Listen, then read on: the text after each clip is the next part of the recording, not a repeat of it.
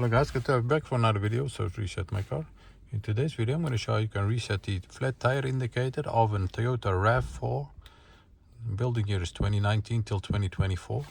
And in this short video I'm going to show you how you can do it for yourself.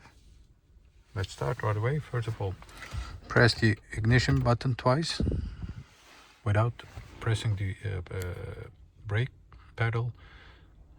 So the car isn't started yet. Then you're going to use this side of the steering wheel to go to the left or to the right. Press back and then go to the settings area over here, the settings wheel. Yes, this one. Then you're gonna scroll down with the arrow down button to vehicle settings over here.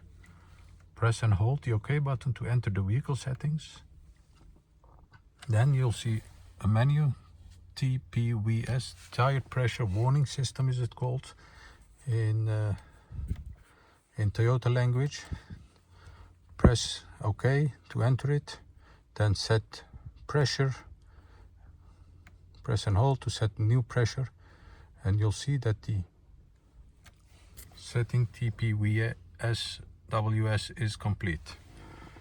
So do the check by starting the car and you'll see that the flat tire indicator over here won't show up anymore, like this.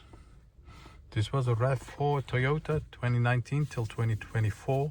I hope this helped you resetting your flat tire indicator, and hope to see you next time with another video. Stay safe, take care, bye bye.